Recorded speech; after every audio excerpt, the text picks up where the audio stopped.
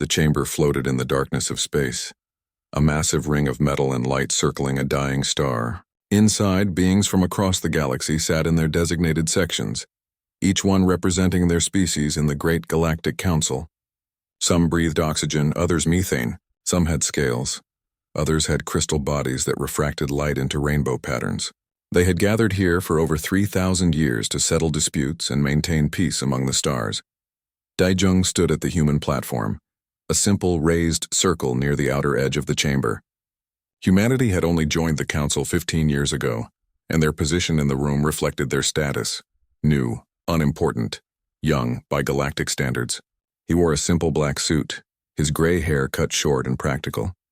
Next to him, Hana reviewed data on a transparent tablet, her fingers moving quickly across charts and reports. The speaker called the session to order.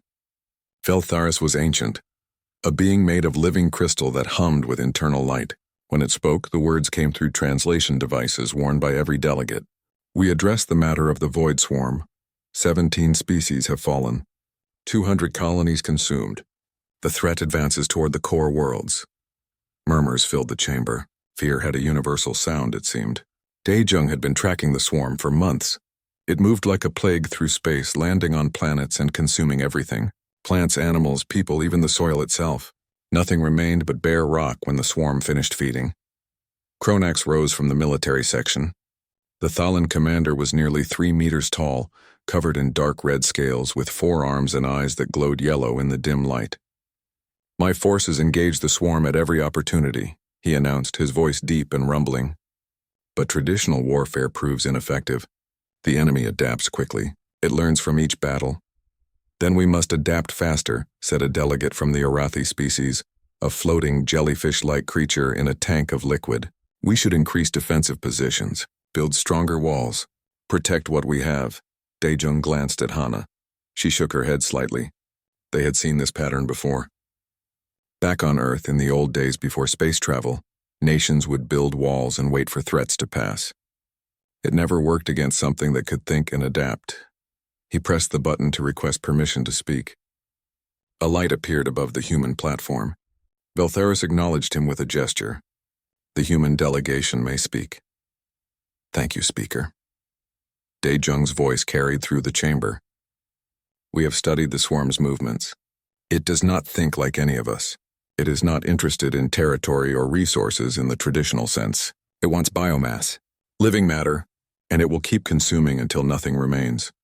"We are aware of this," Kronax said, irritation clear in his tone. "What is your point, human? Defense will not stop it. Walls will not stop it." Daijung pulled up a holographic display showing the swarm's projected path. Red lines spread across star maps like blood through water. "We need to attack its source. Find where it comes from and destroy it there. Cut off the head and the body dies." The chamber erupted in voices. Several delegates stood shouting over each other. Veltharis raised its crystalline arms and silence fell. "You propose an aggressive military campaign into unknown space. This goes against Council doctrine. We are peacekeepers, not invaders. With respect, Speaker, the swarm does not care about doctrine." Daijung kept his voice steady. "It will not negotiate. It will not stop. And if we wait, more species will die." "The human speaks from inexperience," said a delegate from the Queller Accord. "His species has been in space for less than a century. We have maintained peace for 3,000 years through measured response and diplomatic solutions." "There is nothing to negotiate with." Hana spoke up, her voice sharp. "The swarm is not sentient in any way we understand. It is closer to a virus or a cancer. You do not negotiate with cancer. You remove it." More arguments erupted. Daijung watched the delegates talk in circles, each one more concerned with maintaining the old ways than addressing the immediate threat. He had seen this before, too. Committees that talked while problems grew worse. Finally, Veltharis called for a vote. "All those in favor of humanity's proposed aggressive action indicate now." 4 lights appeared. The humans and 3 minor species who had colonies in the swarm's path. All opposed? 731 lights filled the chamber like stars. The measure fails. "We will continue defensive operations and attempt further communication with the swarm." Veltharis turned its crystalline face toward Daijung. "The Council appreciates humanity's input, but we must follow established procedures." Dae-jung wanted to argue more, but Hana touched his arm gently. He understood. There was no point. The council had made its choice. Humanity abstains from further participation in this matter, he said formally. We will focus on protecting our own colonies. After the session ended, Dae-jung and Hana returned to the human embassy section of the station. Once inside the secure room, Hana activated privacy shields. I have already sent the evacuation orders, she said quietly. Every human colony within 50 light years of the swarm's projected path is being cleared. We will have everyone out in 2 weeks.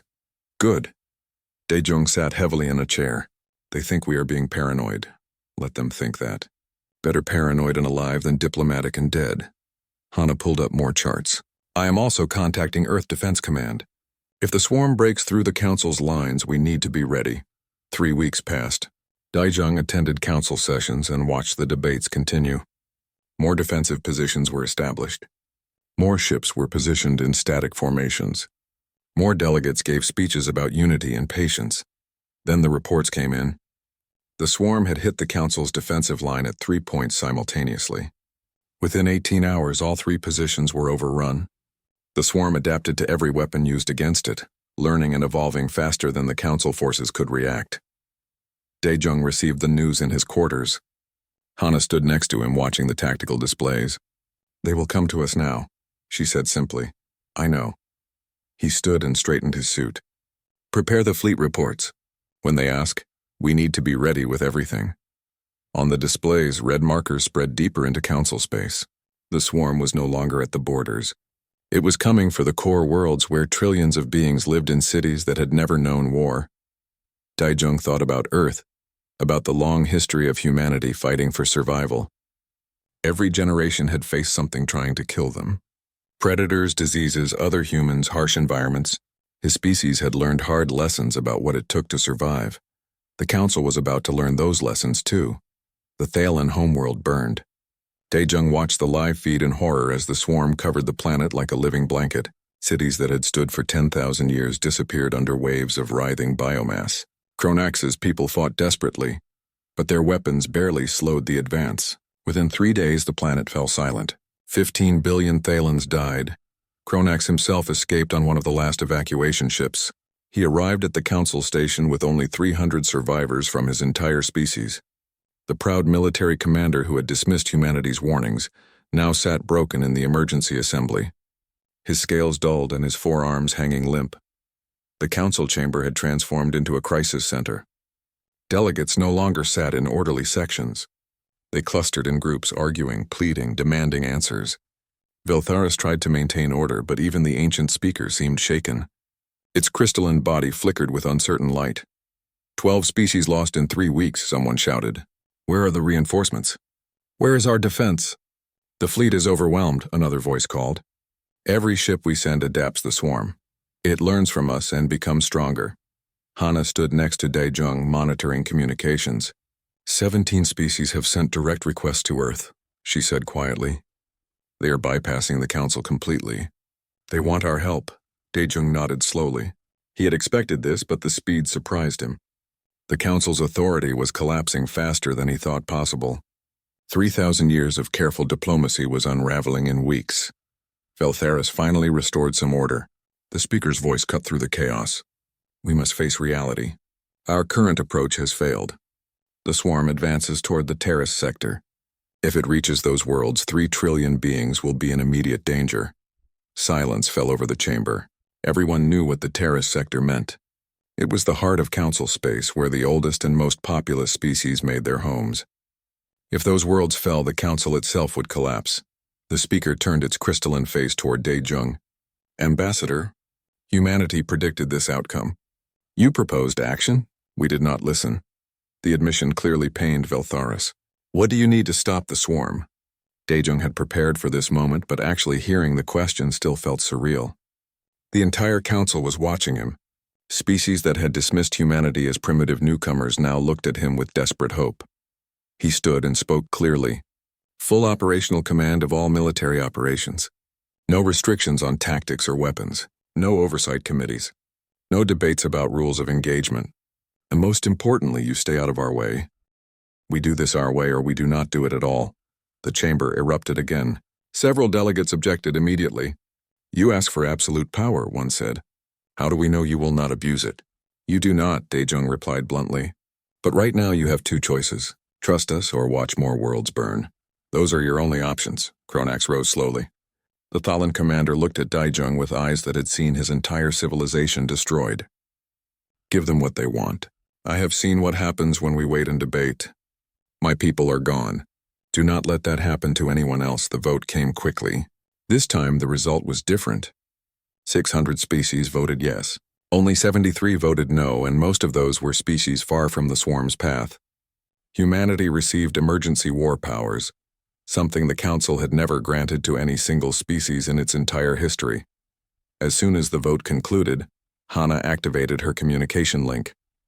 "Admiral Taemin, you are cleared for full deployment. Authorization code Broken Arrow." Within minutes, reports flooded in. Human ships that had been positioned throughout nearby space suddenly powered up and began moving. The Council delegates watched in shock as tactical displays showed the scope of humanity's preparation. Dreadnoughts, carriers, destroyer squadrons, support craft. An entire war fleet had been waiting, hidden in plain sight. "You were already mobilized," Velthera said, and there was something like accusation in its voice. "We were prepared," Daejung corrected. "There is a difference. We hoped we would not be needed." "But hope is not a strategy." Admiral Taemin's face appeared on the main display. He was older than Daejung, with gray hair cut military short and eyes that had seen too many battles.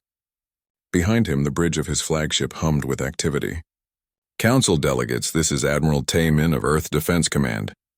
My fleet is moving into position. We will establish a defensive perimeter around the terrace sector and begin offensive operations against the swarm within 48 hours. "What tactics will you employ?" asked one of the delegates who had voted against giving humans control. Taemin smiled, but it was not a pleasant expression. "Effective ones. That is all you need to know. If you want to survive, let us work." The Admiral's image shifted as he turned to address his fleet. The Council delegates could see the bridge behind him, human officers moving with practiced efficiency. "All ships, this is Taemin. You know what is coming. You know what we have to do. The other species in this galaxy do not understand war the way we do. They have forgotten what it means to be prey. They have forgotten what it means to fight for survival." He paused, and his voice became harder. "We have not forgotten. We remember what it took to climb to the top of Earth's food chain. We remember that sometimes the only way to protect your pack is to hunt down the threat and destroy it completely. Show them why humans do not run from predators. Show them why we became the predators." The transmission ended. Daejung noticed that many of the delegates looked uncomfortable. They were beginning to understand that they had unleashed something they did not fully comprehend. Another display activated, showing a different human ship. A younger woman appeared wearing a captain's uniform. Jiwoo commanded the dreadnought Indomitable Will, and despite her youth, she had more combat experience than most species had in their entire military history. Captain Jiwoo reporting. "Vanguard fleet is in position and ready for engagement." "Good hunting, Captain," Taemin said simply. "Always, sir." Jiwoo smiled. It was the smile of someone about to do something dangerous and enjoying the anticipation. "All ships, battle stations. This is not a drill. We are going weapons hot. Target acquisition in 90 seconds. Daejung watched the tactical displays shift. Human ships moved with a coordination that impressed even him. They did not form the static defensive lines the Council preferred. Instead, they created a fluid moving pattern that looked almost like a living thing. Ships grouped and separated, covering each other, never staying in one place long enough to become easy targets. Hana pulled up sensor data. "The swarm is detecting our fleet. It is changing course to investigate. Let it come," Daejung said quietly. "Let it see what it is really facing." On the displays, red markers representing the swarm began moving faster, drawn toward the human fleet like predators sensing prey. But Daejung had studied Earth's history. He knew that sometimes the prey fights back. Sometimes the prey has teeth. Captain Jiwoo's voice came through the channel one more time. "All weapons ready. Targeting solutions locked." "Orders, Admiral?" Taemin did not hesitate. "Engage the enemy. Show them what happens when they threaten humanity's allies. Show them why we are not the prey anymore." The first shots of humanity's war against the swarm lit up the darkness of space. and the council delegates could only watch and wonder what they had truly unleashed. The swarm hit the human fleet with the same overwhelming force that had destroyed 17 species. Millions of organisms poured through space like a living tide, each one the size of a small vehicle, all connected through some kind of hive intelligence. The council delegates watched from the safety of the station, expecting to see the humans swept away like everyone else. Instead, they saw something that made no sense. The human ships did not hold position and fight defensively. They scattered. Individual ships broke formation and moved in seemingly random directions, as if fleeing in panic. The swarm, sensing weakness, divided its forces to pursue. Admiral Taemin watched the tactical display with satisfaction. They took the bait. All ships execute pattern Delta 3. The scattered human ships suddenly reversed course. What looked like panic became coordination.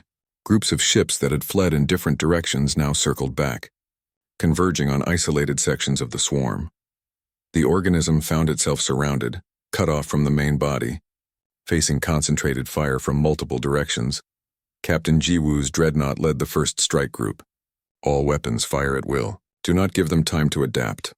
The indomitable will unleashed everything it had. Missiles streaked through space, each one carrying experimental warheads designed specifically for organic targets. Railguns fired solid slugs at relativistic speeds, punching through swarm organisms and leaving trails of frozen biomass. Laser batteries carved through the creature's body, cauterizing as they cut. But the real surprise came from weapons the Council had never seen humans use before. Biological agents designed to attack the swarm's cellular structure. Nanomachines that burrowed into the organism and replicated, destroying from within. Sonic weapons that vibrated at frequencies that shattered the swarm's coordination, making parts of it fight against itself. It is learning, Jiwoo's tactical officer reported. It is adapting to our weapons. Expected. Switch to pattern Beta 9. Keep it guessing. Do not let it settle. Jiwoo watched her displays with intense focus and launched the surprises. Small drones detached from the indomitable will, moving at high speed directly into the swarm's mass. The Council observers thought they were missiles, but they did not explode on impact. Instead, they burrowed deep into the creature's body and activated. Each drone carried a simple payload, a recording of the swarm's own coordination signals, scrambled and distorted. The swarm's hive intelligence suddenly received thousands of conflicting commands from what it thought were parts of itself. Sections of the organism tried to move in opposite directions. Parts attacked other parts. The coordination that made it so deadly fell apart. That is psychological warfare, Hana explained to the stunned council delegates. Humans have been fighting each other for thousands of years. We learned that destroying the enemy's mind is often more effective than destroying their body. On another front, Ground Commander Sung Ho oversaw the defense of a council colony world that the swarm had already reached. The planet's native inhabitants had evacuated to underground shelters, leaving the surface to the coming battle. Sung Ho had 3 divisions of human soldiers and machines. He watched the swarm's drop pods fall from orbit like burning rain. Hold positions. Wait for it. The swarm landed and immediately began spreading across the planet's surface, consuming everything organic. It moved toward the abandoned cities where it detected life signs from the underground shelters. Now, Sung Ho said calmly. The cities exploded, not all at once but in carefully timed sequences. Buildings collapsed in specific patterns, channeling the swarm into narrow corridors and dead-end streets. As the organism funneled into these kill zones, human weapons opened fire. Thermobaric bombs created walls of fire that burned at temperatures hot enough to vaporize organic matter. Chemical weapons designed after months of studying, captured swarm samples attacked its molecular structure. And beneath it all, the ground itself had been seeded with biological agents that activated when the swarm touched them. It is retreating, one of Sung Ho's officers reported. Do not let it. Artillery. Lay down suppression fire on all retreat routes. If any of this thing tries to lift off, shoot it down. Nothing leaves this planet alive. Above the atmosphere, fighter pilot Young Soo led his squadron in a dance of death with swarm flyers. The organism had adapted to space combat, growing wings and propulsion organs. They moved like angry insects, fast and aggressive. But Young Soo had trained for atmospheric combat in Earth's skies, where death came from any direction and hesitation meant falling. He piloted his fighter with an aggression that seemed reckless but was actually calculated precision. He flew directly at swarm flyers, waiting until the last possible second before breaking away, forcing them to flinch first. "This is how we hunted birds back home," he said over the squadron channel. "You make them think you are crazy. Make them react to you instead of thinking clearly. Then you kill them while they are confused." His fighters moved in coordinated pairs, each one covering the other. When a swarm flyer pursued one fighter, its partner would swing around and destroy it from behind. It was pack hunting, translated to space combat. Down in the human fleet's science section, Hana worked with captured swarm samples. She had been studying the organism for weeks, trying to understand how it thought. Her team had made a crucial discovery. The swarm evolved on a planet with no apex predators, she reported to Admiral Taman. It has never been hunted before. Every species it encountered either fled or fought defensively. It has no experience with prey that pursues wounded predators. It has no concept of revenge or spite. "Explain," Taman said. "On Earth, if a human hunter wounds a dangerous animal, they track it down and kill it. They do not let it escape to recover and become more dangerous. The swarm does not understand this behavior. When it is damaged, it expects to be allowed to retreat and heal. But we are not letting it. We are chasing down every fragment, every piece that tries to escape. We are hunting it." Taman nodded slowly. "And it is starting to realize that it is not the predator in this fight." "Exactly. The swarm's behavior patterns are changing. It is showing hesitation, almost fear, if such a thing can feel fear." The Admiral looked at his tactical displays where human forces continued their relentless assault. "Good, fear makes prey easier to kill. Continue the offensive. No mercy, no quarter. We end this completely." Captain Jiwoo received new orders from the Admiral. Her fleet had pushed the swarm back across 3 star systems. Normally, she would stop and consolidate her position. Instead, Taman ordered her to pursue. All ships maintain pursuit. "Do not let the enemy regroup. I want every ship with functional weapons on their tail." She checked her own ship's status. The Indomitable Will had taken damage, but nothing critical. "Engineering, can we maintain combat speed?" "Yes, Captain. But the crew needs rest." Jiwoo looked at her exhausted bridge officers. They had been fighting for 72 hours straight. But she saw something in their eyes that the Council species would not understand. They were tired, yes, but they were also excited. The hunt was in their blood and they wanted to finish it. "The swarm does not rest," she said. "Neither do we. Tell the crew we are going after this thing until it is dead. Anyone who has a problem with that can file a complaint after we win." No complaints came. The human fleet pressed forward, giving the swarm no time to adapt, no time to recover, no time to think. For the first time in its existence, the swarm experienced what it felt like to be prey. And in the council chamber, delegates watched in awe and horror as humanity revealed what it truly meant to be apex predators. The swarm ran. After consuming 17 species and threatening to destroy the entire council, the organism finally understood what it meant to be hunted. It fled into deep space toward uncharted systems where it hoped to hide and recover. The human fleet followed. Not just followed, but pursued with a single-minded determination that disturbed even their allies. Admiral Taman pushed his forces across 40 light-years of empty space, never letting the swarm rest for more than a few hours before attacking again. Council military observers embedded with the human fleet sent back reports that grew increasingly concerned. One Queller officer wrote, "The humans do not fight like any species I have studied. They take pleasure in the hunt. I have seen them smile when tracking the enemy. They laugh when a trap succeeds. It is as if they have forgotten this is a war of survival, and have instead embraced it as some kind of sport." Captain Jiwoo read that report and did not care what the observer thought. Her ship, the Indomitable Will, had taken significant damage in the running battles. Hull breaches had been patched but not properly repaired. 2 of her main weapons were offline. She had crew members sleeping at their stations because there was no time for proper rest cycles. But her crew's morale remained high. They wanted to finish this. She understood that drive. It came from somewhere deep in the human psyche, some ancient part of their brain that remembered when hunting meant survival. "Target acquired," her tactical officer announced. "The swarm is hiding in the nebula ahead." "They always hide in nebulae," Jiwoo muttered. "They think the radiation and particle density will mask their signature." "Helm, take us in. Full sensor sweep." The ship plunged into the glowing clouds of gas and dust. Visibility dropped to almost nothing. Sensors struggled with interference. It was the perfect place to hide. Contact! Multiple signatures appeared on the displays. The swarm had split into smaller groups, trying to make itself harder to track. Mark each group. Call in support ships. We are going to hunt down every single one. Jiwoo allowed herself a small smile. They think dividing makes them safer. But humans invented pack hunting. We know exactly how to deal with scattered prey. The human ships divided as well, each group pursuing a different fragment of the swarm. They moved through the nebula with practiced coordination, driving the organism toward pre-planned ambush points. When swarm fragments tried to regroup, human forces were already there, cutting them off and destroying them piece by piece. Back in council space, xenopsychologist Bora presented her findings to a select group of delegates.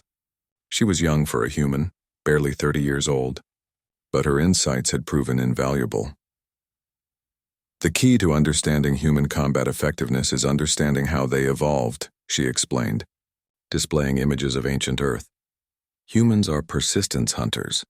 They can run for hours, even days, chasing prey until it collapses from exhaustion. No other Earth predator can do this.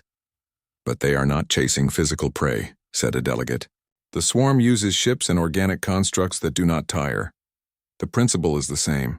Humans are psychologically adapted to pursue a target relentlessly, never giving up, never allowing rest.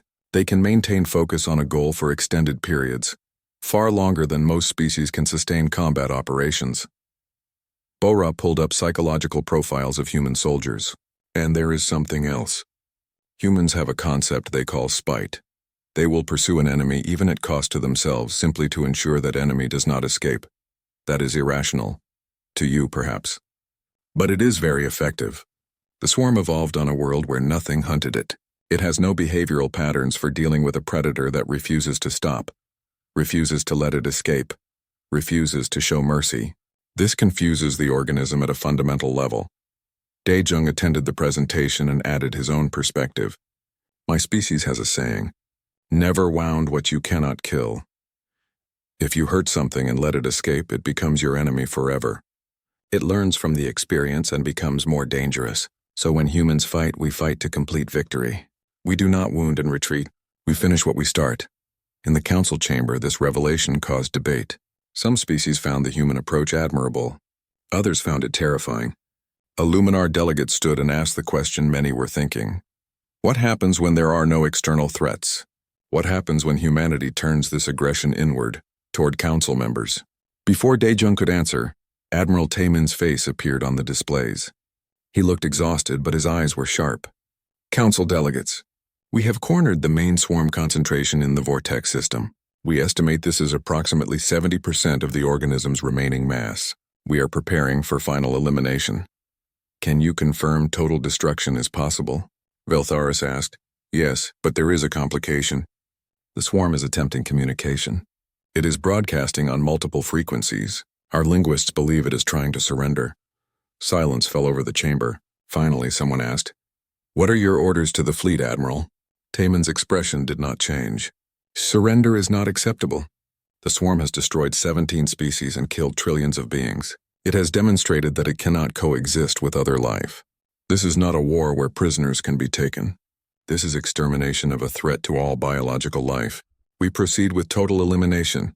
That is genocide, one delegate protested. No, Hana spoke up from beside Daejung. Genocide is the deliberate killing of a people or nation. The swarm is not a people. It is a plague. You do not negotiate with cancer. You do not show mercy to a virus. You eliminate it completely before it spreads again. The debate continued, but Admiral Taemin had already made his decision. His fleet moved into final attack positions. Captain Jiwoo's damaged dreadnought took point, leading the assault. This is it, she told her crew over the internal communication system. We have chased this thing across half the galaxy. We have lost ships and friends. We have pushed ourselves beyond every reasonable limit. Now we finish it. All weapons ready. This is complete elimination protocol. Nothing escapes. Nothing survives. Victory, he said simply. Then he allowed himself to feel the exhaustion that he had been pushing aside for weeks. All ships returned to council space. We are going home. But as the human fleet began its journey back, some ships stayed behind. Science vessels with orders to ensure nothing remained, to verify that not a single cell of the swarm had survived, because humans knew that the only good way to kill a threat was completely. The human fleet returned to Council space 3 weeks after the final battle. Their ships bore the scars of war. Hull plating was scorched and dented. Some vessels limped along on partial power, but they came back victorious. The Void Swarm, the threat that had destroyed 17 species, was completely eradicated. The Council organized a ceremony to honor the human forces. Delegates from hundreds of species filled the chamber. For the first time in Council history, military personnel were invited to stand on the chamber floor. Admiral Taemin stood at attention, flanked by Captain Jiwoo, Commander Sung-ho, and Pilot Young-soo. Behind them stood ranks of human soldiers who had fought in the campaign. Veltharis addressed the assembly with formal gratitude. "Humanity has saved the Council from extinction. You acted when we could not. You succeeded where all others failed. The Council recognizes your sacrifice and thanks you for your service." The chamber erupted in applause. But Daejung noticed something in that applause. Some species clapped with genuine gratitude, others with obvious relief. But more than a few clapped with barely concealed fear. They were grateful to be alive, yes, but they now understood what humans were capable of. After the ceremony, the real work began. Captain Jiwoo found herself in medical evaluation.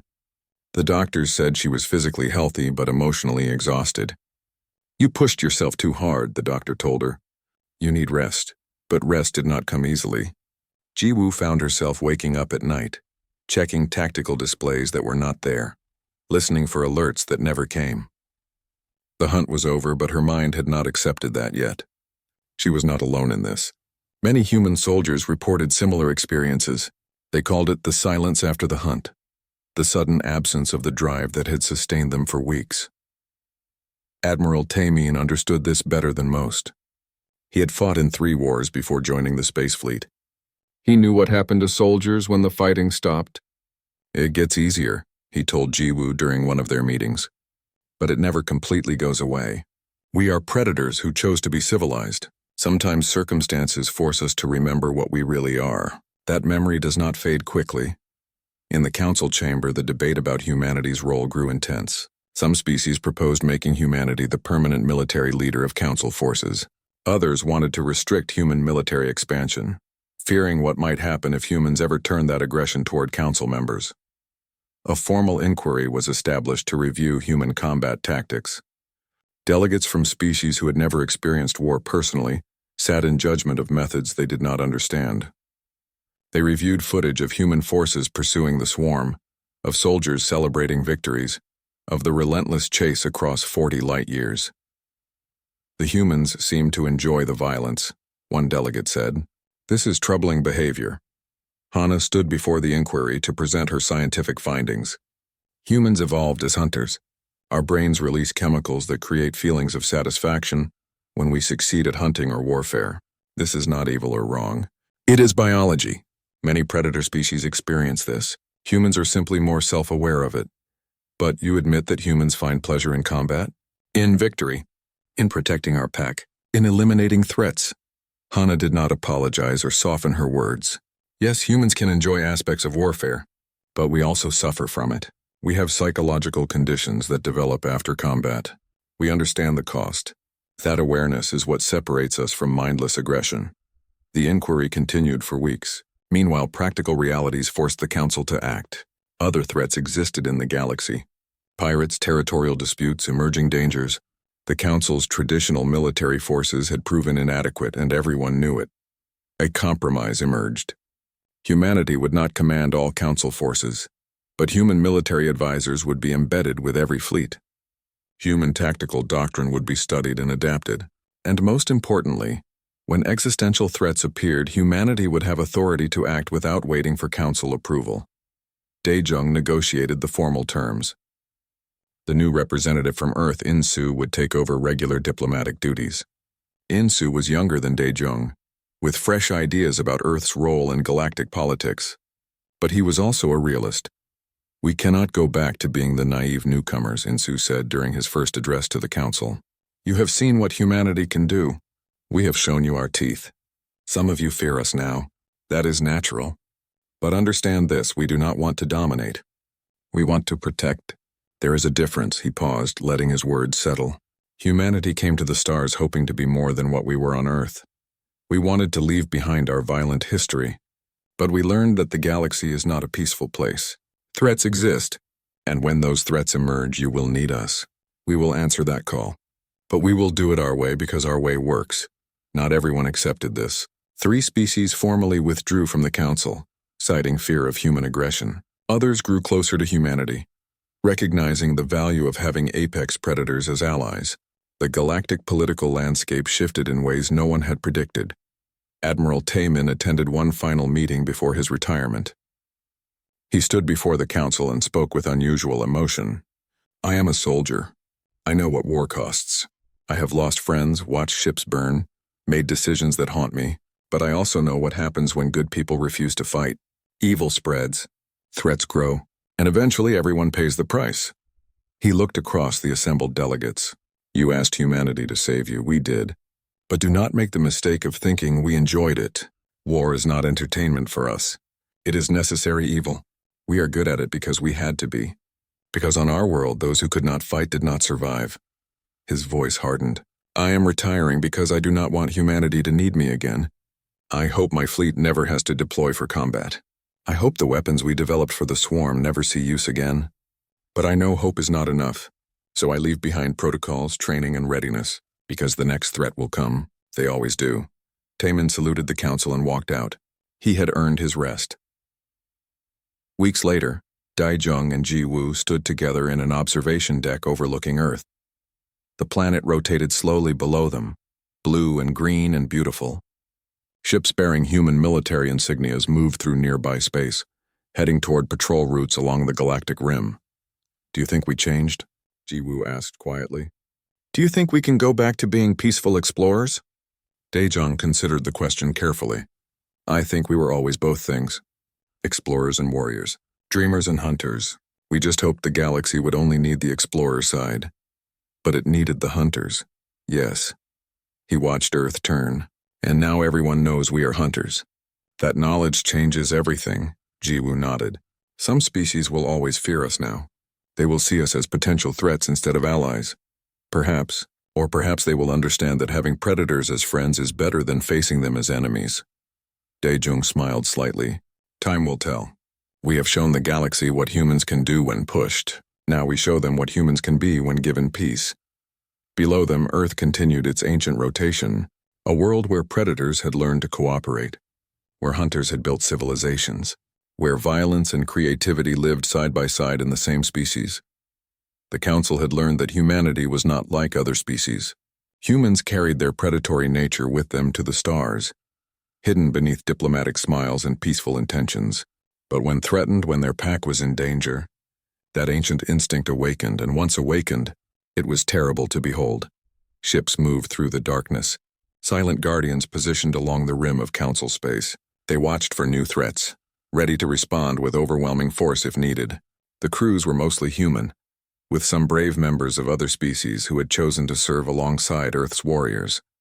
They called themselves the Rim Guard. Others called them different names, some with respect, some with fear, but everyone agreed on one thing. The galaxy was safer with these hunters watching the dark spaces between the stars, because humans understood something that many peaceful species had forgotten. Civilization was not natural. Peace was not the default state of the universe. Both required constant vigilance and the willingness to fight for them. And humanity, having climbed to the top of their world's food chain through millions of years of evolution, would never forget that lesson. The galaxy had witnessed humanity's predator mode awaken fully. It had seen what happened when the prey became the hunter, and that knowledge changed the balance of power forever. In the council chamber, the emergency war powers granted to humanity remained in effect. Just in case, because everyone knew the truth now. When existential threats emerged, when annihilation loomed, when all hope seemed lost, there was one species you could call the species that remembered how to hunt.